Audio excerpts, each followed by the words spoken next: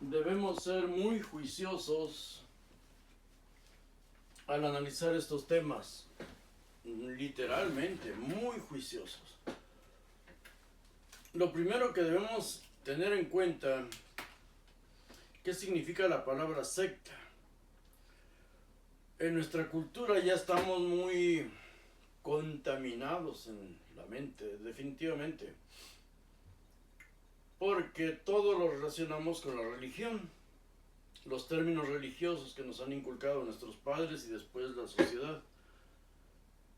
Pero en estos tiempos que estamos analizando nosotros,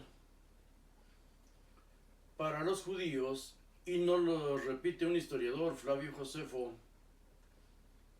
secta, airesis, es simplemente un pensamiento diferente, una visión diferente, un proyecto diferente, pero un proyecto de vida social. En sí, es un grupo de personas que piensan diferente acerca de la política. La política. Estas sectas buscaban un cambio de gobierno en la tierra, obvio. No esos infantilismos que nos ha dejado la religión a nosotros. Debemos entender eso. Ojalá leyéramos la guerra de los judíos. Ojalá leyéramos en una Biblia católica la guerra de los macabeos. Por algo, la religión jamás menciona a los macabeos, jamás menciona su guerra, porque ahí vemos el comportamiento de estos grupos, matándose entre ellos, despedazándose entre ellos, lo que consideramos unos grandes héroes, en realidad hacían pactos políticos, hacían pactos, y ahí lo tenemos todo. Y renegaron también de sus leyes divinas para poder sobrevivir. Lucharon los sábados, tenían que matar gente o los mataban a ellos los días sábados. Si no, no vamos a entender absolutamente nada de esto. Y lo tenemos a la mano, todo lo tenemos a la mano ya. Pues bien, hablando de Judas, que presumiblemente vendió a su maestro, no lo vendió, infiltró esa secta. Judas era quien manejaba el dinero de la secta o el grupo de Jesús. El dinero era abundante. Mujeres ricas apoyaban el movimiento con sus bienes, según Lucas. Una de esas mujeres ricas era María Magdalena, otra se llamaba Juana y era esposa de Chuza, el administrador del rey Herodes, administrador del palacio, de todo el dinero que se movía para una nación, Galilea, el palacio de Herodes Antipas. Y también dice que ellas y muchas otras aportaban dinero. Dinero del palacio del rey Herodes llegaba a la secta de Jesús, al movimiento mesiánico de Jesús. Muchas personas y mucho dinero debió estar involucrado y, según la Biblia, manejado por Judas Iscariote. Jesús convivía con publicanos y recaudadores de impuestos. Eran personajes del ejército, vamos a ir desglosando esto, eran personajes del ejército. Un publicano, un recaudador de impuestos no era cualquier persona, como hoy un contador. No, era un alto funcionario. Según lo escrito en la Biblia, debemos saber qué eran estos cargos para comprender la magnitud de lo escrito. Según la historia, manejaban millones de sestercios y ocupaban puestos muy importantes, entre ellos Mateo. No es lo que nosotros nos imaginamos. Judas, Yehudá, vende o entrega a Jesús a los judíos, no a los romanos.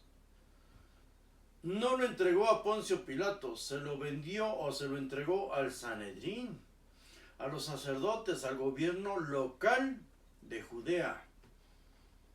Los sacerdotes tenían la guardia del templo, militares entre ellos, y aparte guardia civil y mercenarios, hombres armados, y también contaban con los soldados, repito, del ejército romano.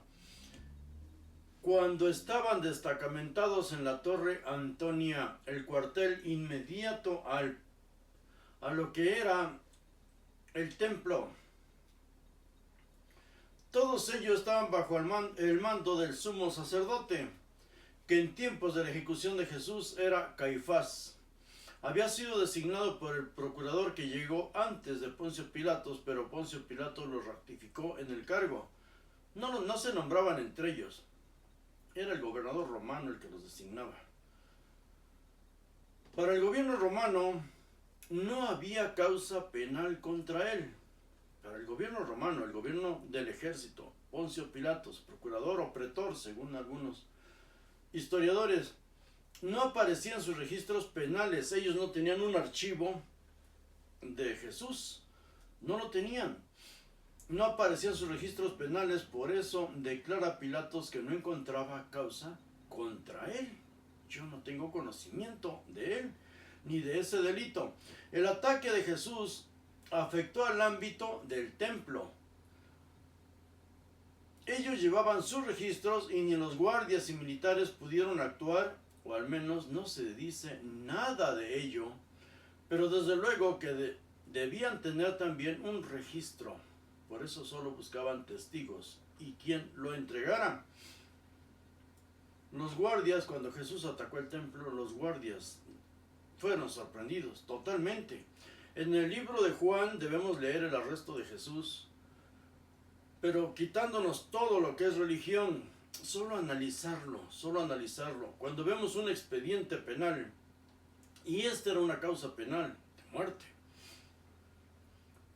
Cuando analizamos un expediente, vemos primero el parte policíaco, los hechos que te presentan a ti. Después analizas todos los testimonios, aquí le llaman evangelios. Analizas tú todos los testimonios, cada quien lo va a relatar a su modo.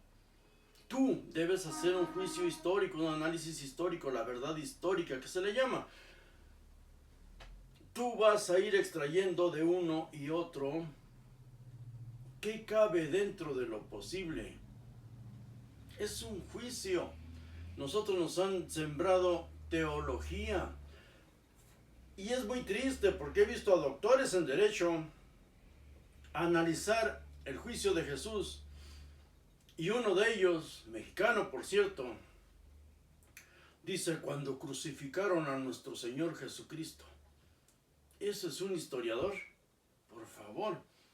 Y otros varios, si los podemos encontrar. En la red, no. Debemos ser totalmente fríos, Esto no es un estudio teológico. Aunque estudiamos teología mucho antes que la historia. Y por eso lo comprendemos todo mejor. Y más si hemos trabajado para el gobierno. Y más si nos interesa la historia universal. Para que no cualquier ignorante venga y engañe a nuestros hijos. Qué triste que a nosotros nos roben un hijo para fanatizarlo. O una hija y se quiera ir allá a Afganistán o a Irán. Debe conocerlo todo, y si así decide irse, vaya, pero no porque yo crié ignorantes. Los procuradores o prefectos eran militares cultos y fogueados en la guerra. Pilatos pertenecía a un cuerpo de caballería, a la rama ecuestre que se le llamaba. Todos sus actos eran registrados mensualmente y enviados a Roma. De ahí venía su calificación para una propuesta de ascenso en comisiones mejores o obtener algún día el cargo de un consulado o una prefectura. La carrera política nacía en el ejército aún para los príncipes o herederos al trono. Y el registro que hacen los militares debe incluir en qué se invierte o se gasta el dinero. Por supuesto, los viáticos. Pilatos tomó dinero del gobierno sacerdotal, dicen, robó el templo. tomó dinero del gobierno sacerdotal para construir un acueducto. Él quería beneficiar a la gente pobre de Judea, quería ayudar al pueblo. Los sacerdotes no construyeron ni sus propios templos. Leamos la Biblia. Jamás cuando han tenido templo en Judea es porque otros se los construyeron. Y podemos ver eso en el libro de Esdras. Cuando reciben dinero y allá van con dinero y poder desde Persia, Babilonia, van con ese dinero y poder y el ejército babilonio detrás de ellos para imponerse y construir su templo, su palacio de gobierno. Nos falta leer esa historia, y es fascinante de verdad porque nos quita mucha tontería. Ellos solo sabían matar animales y comérselos para que el pueblo viera allá ascendiendo al cielo el humo de sus pecados. Los militares romanos podían actuar de inmediato en casos de sedición que fueran marcados o visibles, como fue con los otros autonombrados mesías que reunieron a cientos o miles de seguidores, significando una amenaza inminente para el imperio. Juan el Bautista sí fue uno de ellos. Poncio Pilato sofocó varias revueltas o motines en los 10 años que estuvo al frente de Judea, hasta la muerte de Tiberio, que lo había designado. Pilato estuvo en el poder del año 26 al 36. En la legislación romana estaba establecida claramente la normatividad de las provincias desde 500 años antes de Cristo, ya todo era por escrito.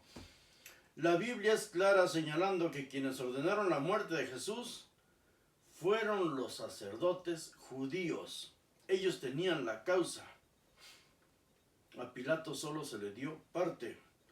Y puntualiza que todo el Sanedrín estuvo de acuerdo en que se le ejecutara. El Sanedrín estaba integrado por sacerdotes saduceos. Por cierto, la palabra Sanedrín es griega. Los judíos también tomaban palabras de todos sus vecinos.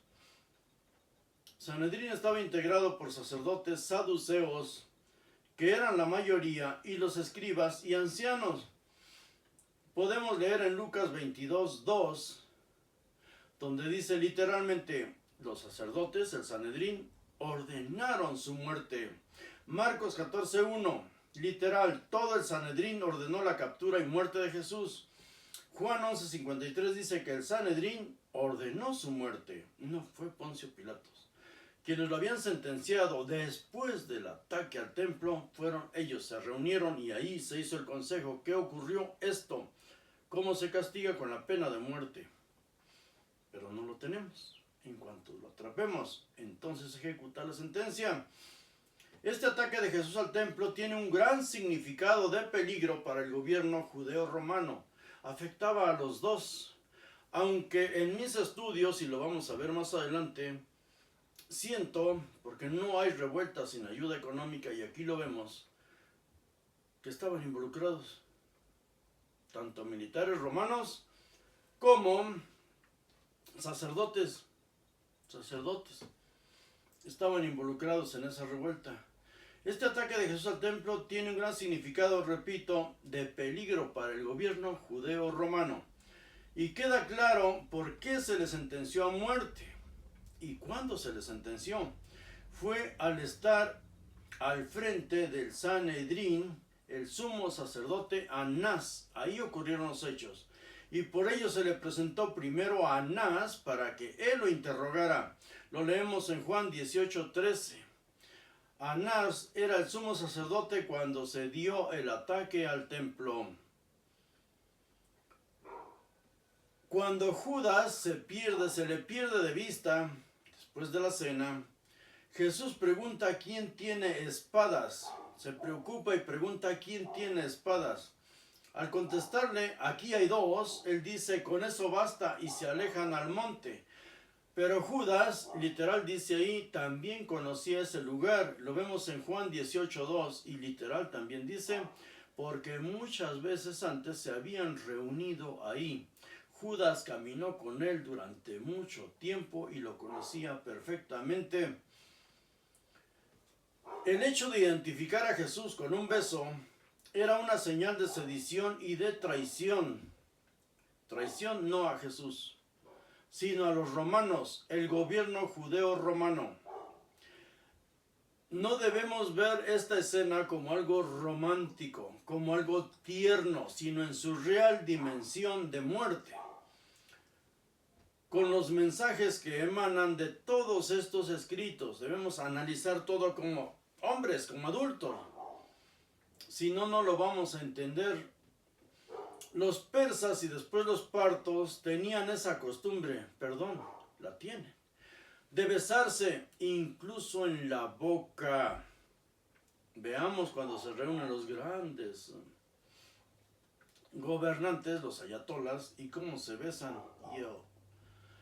Enemigos a muerte de Roma eran los partos, y tan poderosos como ellos. Habían infiltrado al ejército romano varias veces y lo habían vencido, y todo se daba en esas áreas. Para nosotros, para muchos de nosotros, yo incluido, hace poco y gracias a esta afición por la lectura, me fui dando cuenta de la realidad, pero nuestra historia, mi historia, solo se basaba en lo que me contaban de la Biblia.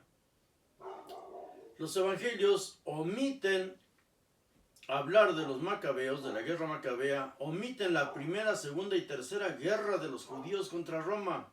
No eran los judíos, eran los partos, eran los persas. Siempre los utilizaron. En el campo de Judea era solo el campo de batalla, de muchos enfrentamientos. El templo de Jerusalén era un mar de sangre, no una, sino muchas veces, y la mayoría provocada por los mismos judíos y matándose entre judíos. Pues bien,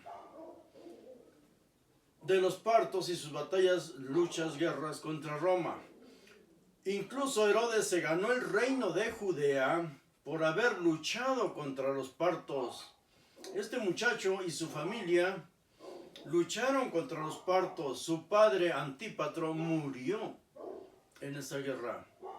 Su hermano Fasael también murió en esa guerra. Herodes se salvó, no huyó, se fue a Roma a pedir armamento, equipo, soldados, para ir a volver nuevamente a esa área y luchar contra los partos.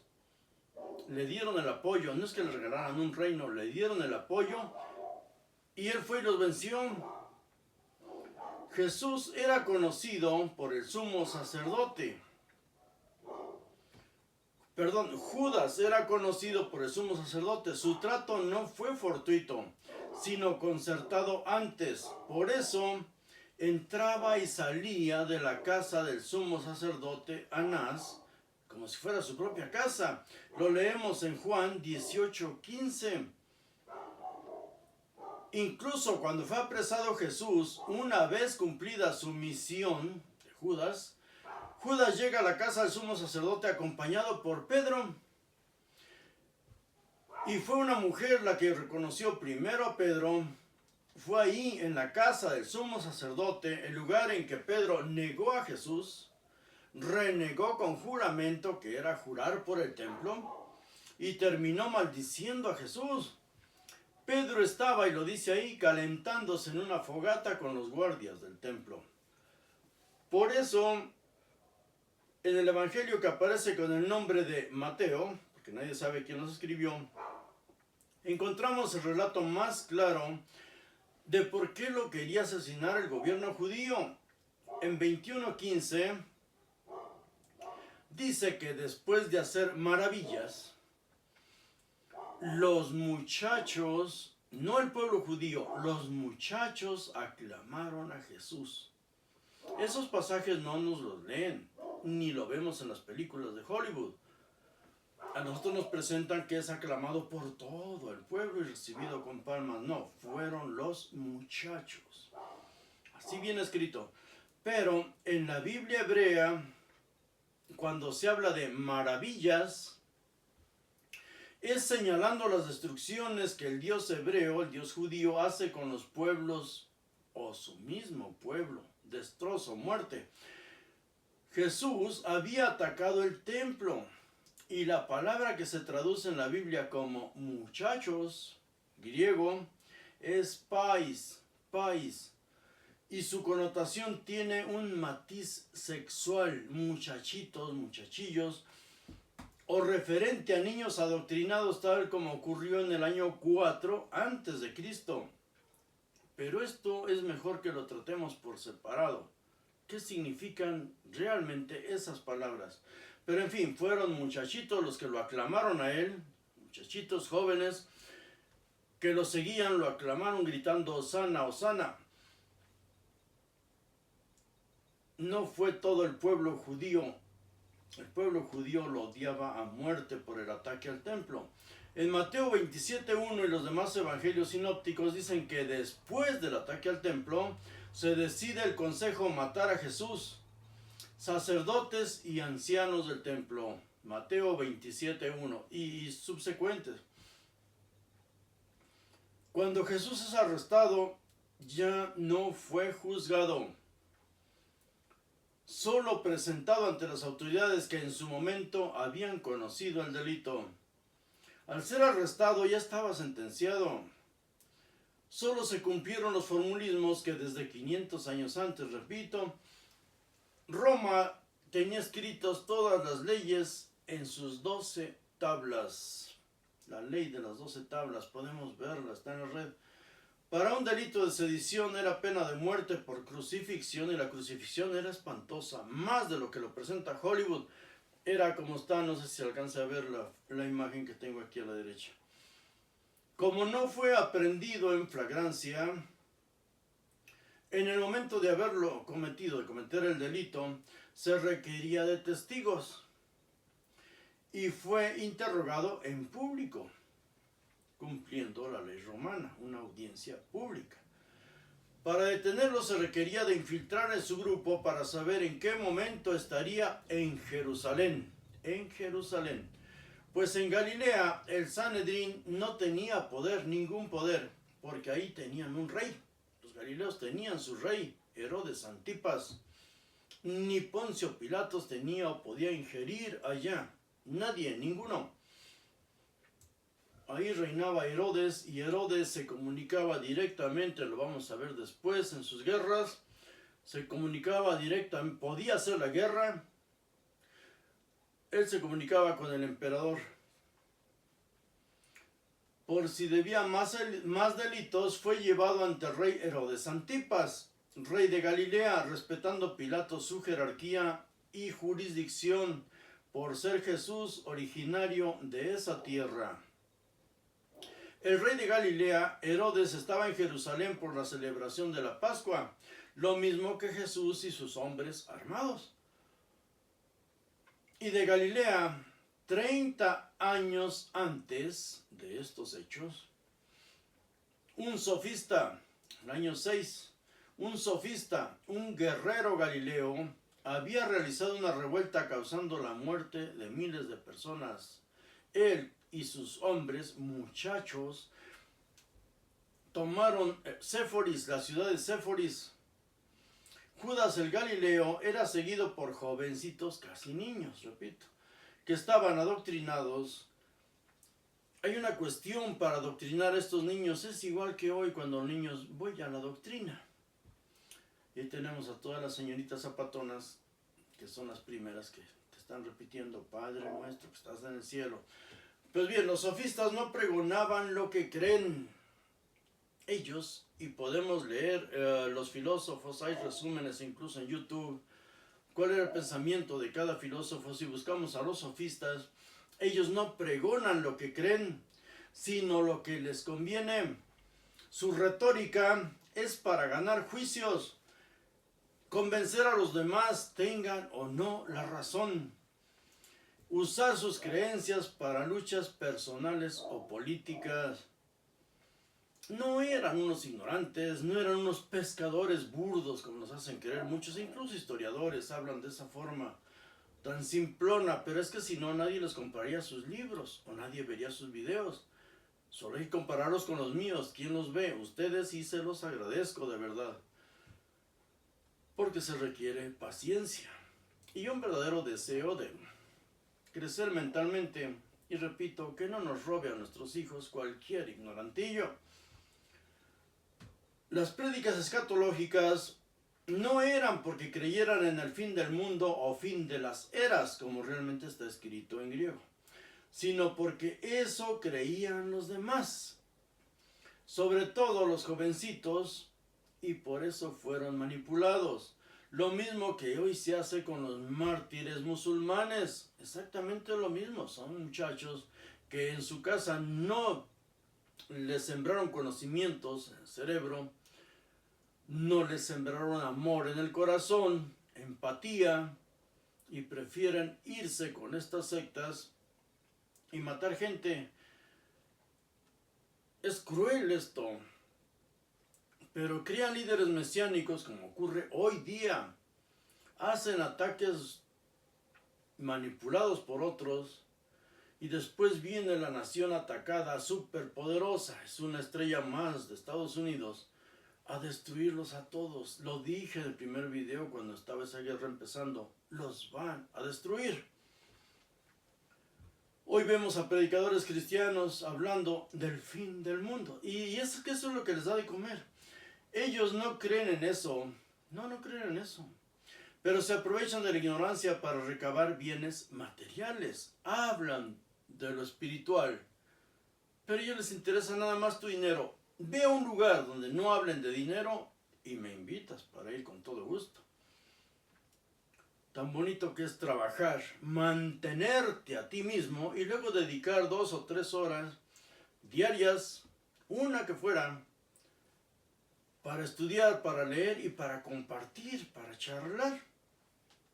Pues bien, esta bola de zánganos solo se aprovechan a hablar de estas cosas, pero ellos que te dicen a ti que no te apegues a lo material, no, dáselos a ellos y ellos van a cargar con tus pecados.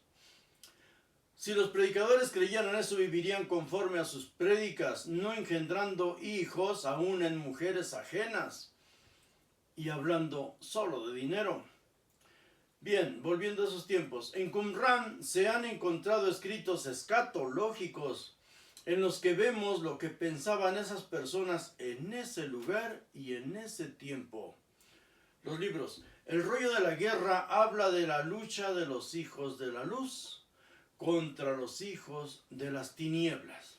En el cristianismo no encontramos absolutamente nada nuevo. Todo eso ya estaba imbuido en esa gente. Y en Apocalipsis arameo, por cierto, aquí tengo el dato, es 4Q 246, todos los libros de Qumran. El guerrero será llamado Hijo del Altísimo, será llamado también Grande, Hijo de Dios, y vendrá a juzgar a toda la tierra de Israel. ¿Dónde encontramos estas palabras? En el Nuevo Testamento. Era la ideología de este pueblo, era lo conocido por Pilatos y sus asesores. El Nuevo Testamento solo repite lo que eran pensamientos comunes y que ahora todos podemos leer. Pilatos era un hombre preparado. Esos guerreros desde niños estudiaban y se preparaban para gobernar. Pilatos conocía los pensamientos y las ideologías de ese pueblo. A él no le sorprendía nada, no experimentaban con ellos. Cuando leemos la historia de estos hombres y mujeres, Herodes el Grande, Alejandro Magno, Julio César, antes de cumplir 20 años, ya dirigían ejércitos. Eran grandes comandantes, estrategas. Hablaban varios idiomas y tenían la frialdad para cortarle el cuello a un asesor que pretendiera engañarlos, porque ellos eran la cabeza de todo su ejército o de toda su nación. La misma Cleopatra y otras mujeres que llegaron a reinar tenían tanto conocimientos en idiomas, en estrategia, en cultura general, tanto de esos tipos de conocimientos como el valor para mandar matar Cleopatra incluso a sus hermanos que le disputaban el poder. Gente preparada era la que rodeaba a estas personas y a la que mataban si los pretendía engañar. Es lo que debemos enseñar a nuestros hijos, que no cualquier tonto les quite lo que nosotros les dejamos. Eso sí es, oye, como ir a debatir a un zoológico. Perdón. Pilatos fue enviado a ese territorio porque había demostrado capacidad en las armas y conocedor de esa área y esa gente que iba a gobernar. Su enemigo no eran los judíos, su enemigo eran los partos, era a ellos a los que tenía que frenar y tener muy en la mira. Por eso la obsesión de estar vigilando el río Jordán y a las orillas del Jordán, los límites que se habían fijado ellos. Pilatos tenía que cumplir las normativas de la ley, ejercer mano dura. No fue enviado para experimentar. Roma no hacía eso, no hacían experimentos. Era gente preparada. Y cuando leemos la historia de estos hombres, su biografía, mucho más preparados y desde luego mucho más valientes y decididos. Si vas a gobernar, el poder tienes que ejercerlo. Hoy vemos un muchacho, el presidente de El Salvador, poniendo la muestra tanto viejito loco que, bueno,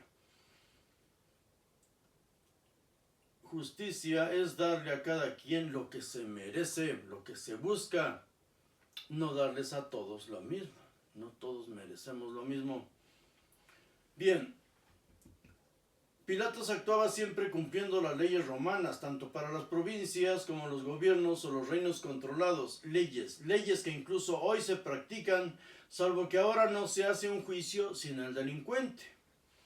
Pero los delitos están ya establecidos con la pena mínima y máxima que alcanza su comisión, y las actas escritas son con los daños causados o crímenes cometidos. Hoy, juicio penal, si está prófugo el autor, se levantan las actas, se buscan testimoniales y todo, y se deja el juicio así, en espera de la captura del delincuente.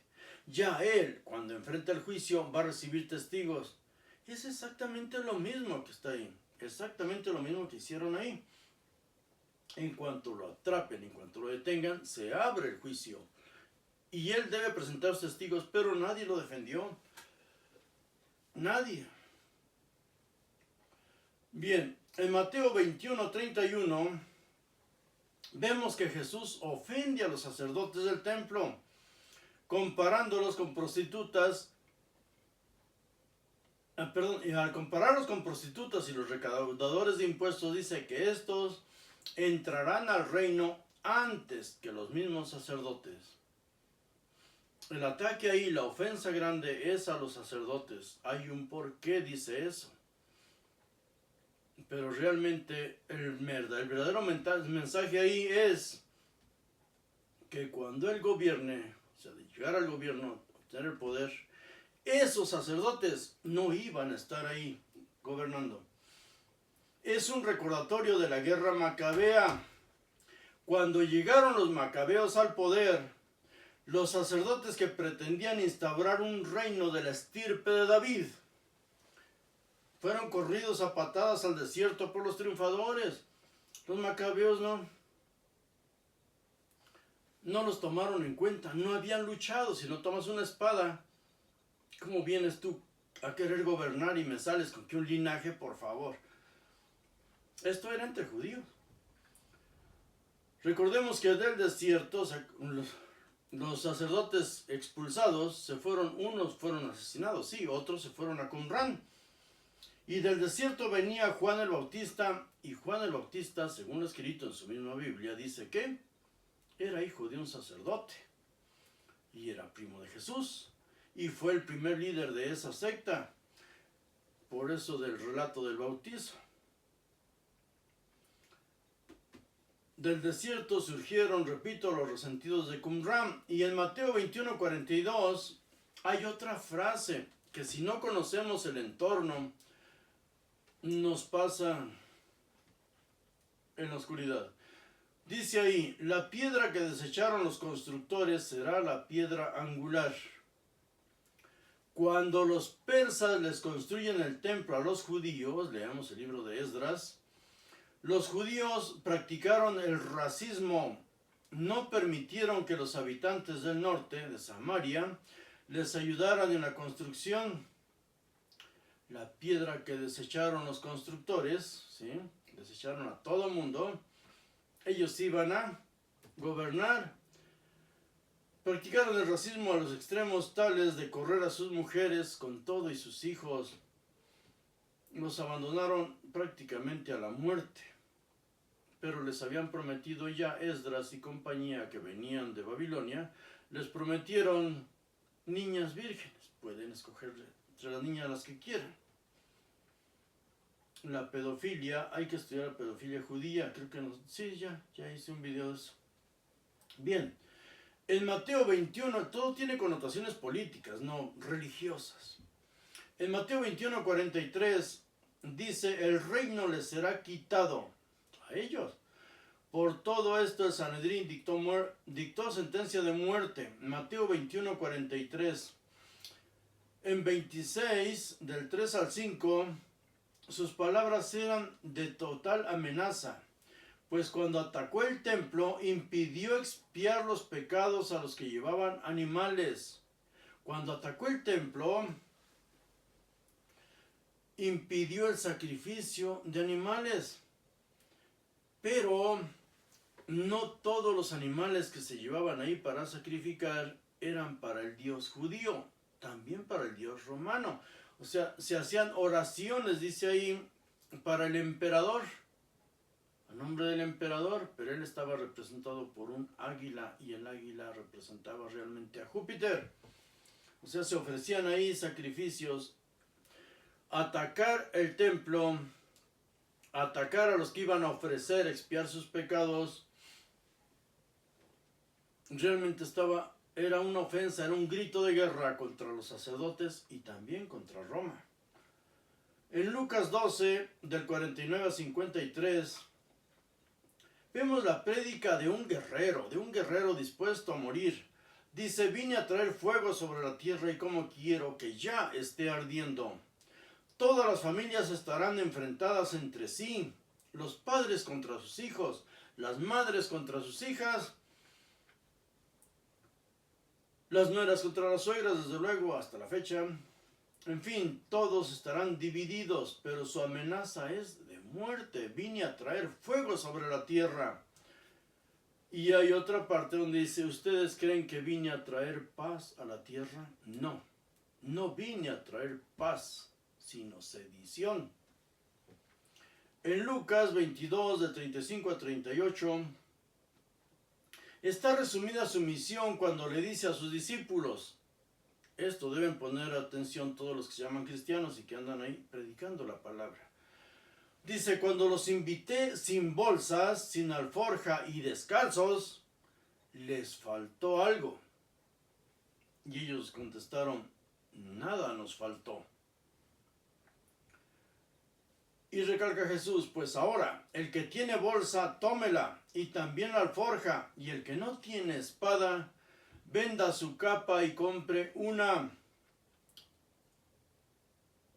¿Nos está invitando a qué? ¿A rezar? ¿Verdad que no? Jesús atacó el templo, pero a los pobres del templo. No se fue contra los gobernantes. Los que iban de lejos a las fiestas judías no podían llevar sus animales con ellos. Tenían que venderlos antes o llevar dinero, ir con los cambistas que estaban ahí en la entrada, en el patio del templo, y poder comprar ahí sus animales aptos para el sacrificio. Claro, eran de los corrales de los sacerdotes, todo el negocio ahí. Recordemos que para ellos era la carne, porque el sacrificio no era que echaran el animal completo, no. Ya leímos todo eso. Eran los cuernos, eran las tripas, las pezuñas de las aves, las plumas, el buche. Ya vimos ese video. Perdón, ya hicimos ese video. Eso era lo que le quemaban a Dios. Y la grasa de los intestinos. Porque olor agradable a Jehová y al sumo sacerdote La comida agradable era la barbacoa, carne asada. Pero para la gente pobre, iban, compraban ahí sus animalitos porque creían que los animales sacrificados expiaban sus pecados. Allá iban a caminar sus pecados y ya se regresaban libres de culpa. Como hoy, muchos en el catolicismo que van y confiesan sus pecados, 3 Padres Nuestros, 10 Ave Marías, una Dios te salve, Reina y Madre, y ya regresan libres de culpa.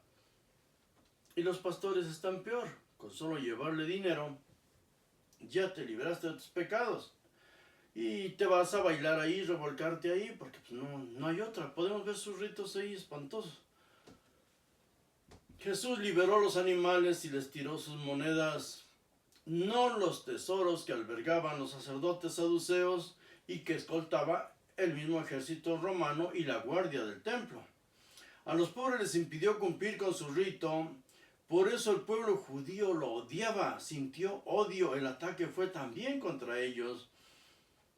Y por eso no lo siguieron en su causa, que él sintió como propia después del bautismo. No solo los despojó, sino que los azotó, lo mismo que después fue azotado él por Poncio Pilatos, con un azote de cuerdas o flagelo. Podemos buscar qué es flagelo para ver cómo se armaba este tipo de azotes de látigo, con alambres, con fierros, para que desgarrara la carne. Pobres pecadores que encontró ahí. En Mateo los judíos gritan pidiendo su muerte y diciendo: sea sobre nosotros y nuestros hijos su sangre. Hay quienes dicen: no, el libro de Mateo es judío, fue escrito para los judíos. Por favor, es el que más los maldice y los sentencia a muerte. Y más de 1000 años los persiguieron los cristianos para exterminarlos por haber matado a Dios. Sea sobre nosotros y nuestros hijos su sangre. Oye, Mateo, en realidad, se fue hasta la azotea, pero bueno, después vamos a leer quién fue Mateo. En Mateo 23:35 les había dicho que en esa generación pagarían por toda la sangre derramada. ¿Se lo dijo a quién? A los escribas y los fariseos. Una amenaza inmediata, dice ahí, en esta generación. Eso va a pasar pronto. Y quien escribió eso se equivocó al citar un pasaje falso del Antiguo Testamento. No conocía el Antiguo Testamento quien escribió ese libro. También Jesús equivocó su ataque al dirigirlo al pueblo. Y por eso, repito, el pueblo no lo siguió. Es más, a gritos pidieron su muerte, su crucifixión. Además, repito esto, el peligro para Roma no eran los judíos mesiánicos, sino los partos. Llevaban ya cientos de años luchando contra ese imperio. Y repito también, el río Jordán es la clave. Por eso debemos poner atención cuando habla de que van al Jordán y a las orillas del Jordán y el bautizo será en el Jordán. Otra palabra clave son los magis o los magos que mencionan el libro de Mateo, que estaban en el nacimiento de Jesús. Nace y llegan magis o magos. En realidad se denominaba magis a los sacerdotes partos, sacerdotes persas, y son citados en su nacimiento. Hay muchas señales que nosotros, cultivándonos, debemos entender. Decir que venía en busca de la verdad también es una doctrina persa o parta. Y el beso, repito, el beso de Judas señalándolo, era una costumbre parta o persa. En esos escritos nos aparece un involucramiento de Jesús con esa cultura enemiga desde su cuna, desde su infancia. Ahora, en un análisis teológico, tampoco ayuda mucho a ese relato de Judas, pues cuando Dios entrega a Jesús a Satanás para que sea probado, sí, tenía que probar a su hijo mediante el diablo, usando al diablo para ver si iba a servir o no. Jesús pasa las pruebas, pero en Lucas 4:13 dice que el diablo se retiró hasta un tiempo oportuno. Y según Lucas 22, del 1 al 4, dice que Satanás entró en Judas, en el cuerpo de Judas. Fue que por eso fue a entregarlo. Otra señal, otro símbolo, el pago de Judas por entregar a Jesús. Si conocemos la historia romana, sabemos que 30 monedas de plata era el pago por la muerte de un esclavo. Si lo azotabas hasta matarlo, tenías que pagar 30 monedas de plata a un esclavo. Pero en los relatos, principalmente el de Juan, Judas no aparece como alguien sin importancia.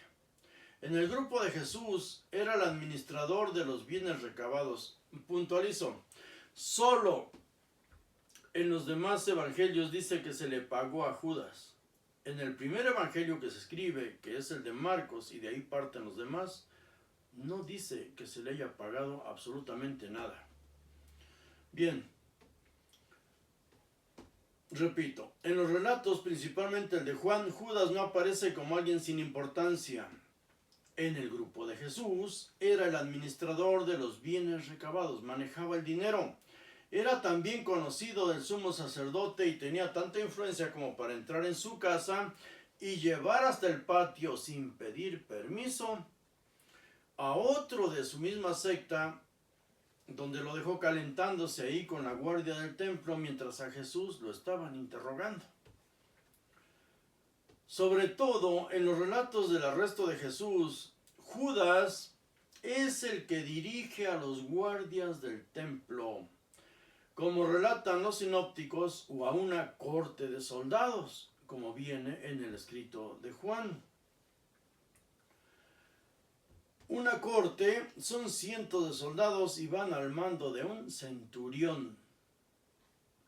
Debemos ver estas jerarquías para poder comprender, adentrándonos más en estos estudios.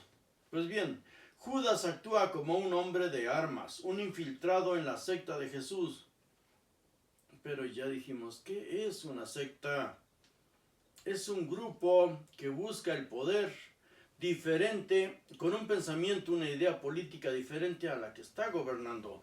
Y se trata de gente culta, solo hay que leer los libros, hay que leer sus escritos. Si nos vamos 500 años antes de estos libros, de estos escritos, y leemos a Platón, lo que escribió Platón, si leemos a Aristóteles, qué hermosura de lenguaje. O sea, ¿cuándo vamos a compararnos con ese tipo de literatura? De verdad. Bien, en Mateo 21:14 dice que se le acercaron los ciegos y los cojos y los sanó. ¡Qué hermoso! Pero si analizamos lo que significa ciegos y cojos, vemos que más que un milagro habla de una declaración de guerra. Analicemos los milagros de Jesús, porque todos tienen un significado. Ahora, hay dos temas que ya tengo terminados. Uno son el análisis de los milagros y otro es acerca del manejo del dinero. ¿Quiénes eran los publicanos? ¿Quiénes eran los recaudadores de rentas? Y entre ellos, ¿quién fue Mateo?